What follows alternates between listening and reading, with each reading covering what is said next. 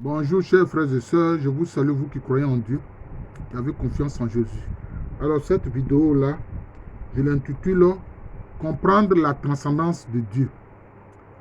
Alors, la transcendance, c'est ce qui transcende, c'est ce qui va au-delà. Voilà, c'est ce qui va au-delà. Quand nous parlons de la transcendance divine, on pense en fait à la toute-puissance de Dieu qui est tout-puissant.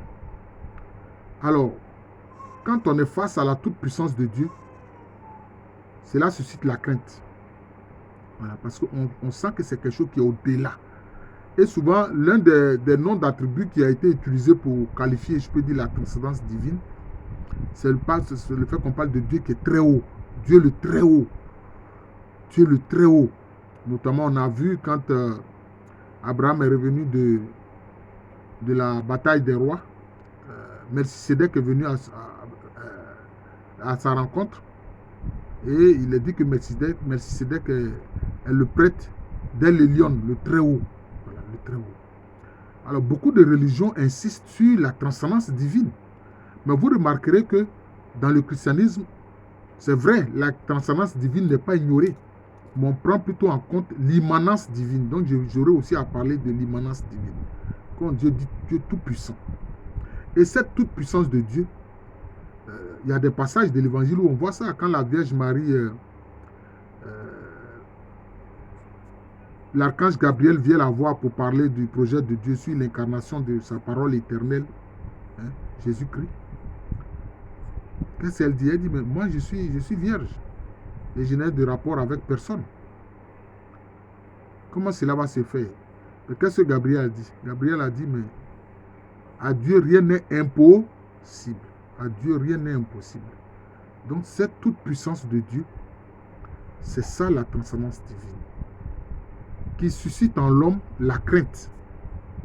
Pas la peur, mais la crainte. Il y a une différence. Pas la peur, mais la crainte.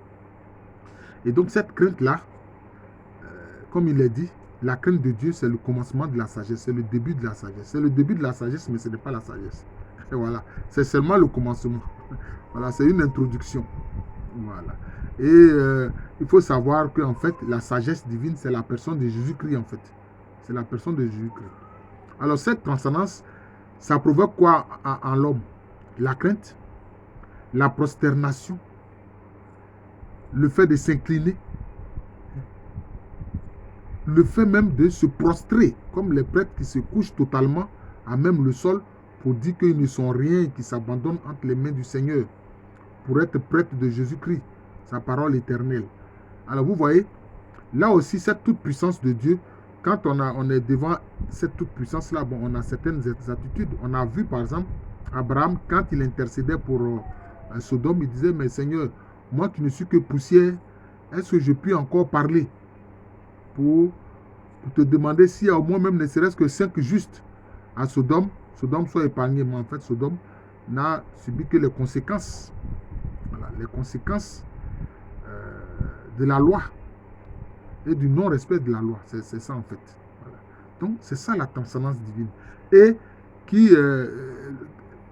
merci, c'est comme il appelé le prêtre du Très-Haut, c'est-à-dire El-Elyon. El-Elyon. Et ça, c'est dans les langues, disons, sémitiques. Et c'est ça, c'est ce qu'on voit notamment chez les musulmans avec Allah, le nom Allah. Voilà. Et parce que le El est, disons, je peux dire, le suffixe de la divinité. Quand, par exemple, on dit Gabriel, Dieu est ma force, Raphaël, Dieu qui guérit, etc. Michael, qui est comme Dieu. Donc, le El, là, c'est ce qu'on voit dans El Elyon, dans Allah, etc. Ça renvoie à la toute-puissance de Dieu, à la transcendance divine. Voilà. Je ne voudrais pas que la vidéo soit longue, je vais m'arrêter là, mais prochainement, donc, je vais parler de l'immanence divine. Beaucoup de religions, comme l'islam, comme le judaïsme, insistent sur la transcendance divine.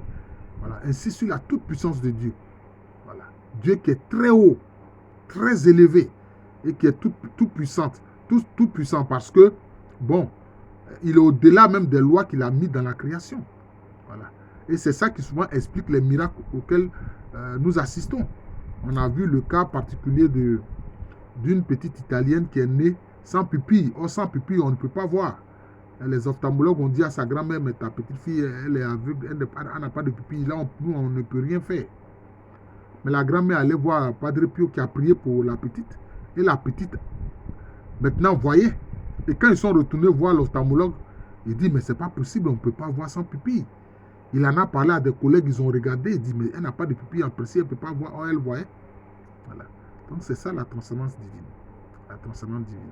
Elle est importante, hein, pour que nous ayons toujours, hein, en nous cette sagesse-là de la crainte de Dieu. Mais, dans le christianisme, dans la foi en Jésus-Christ, on insiste plutôt sur l'immanence, c'est-à-dire Dieu qui se fait proche. Dieu qui est proche. Voilà. Je vous remercie. Je suis le frère Jean de l'amour de Jésus. C'est mon nom spirituel. Et à l'état civil, je suis le professeur Alou Kwame René.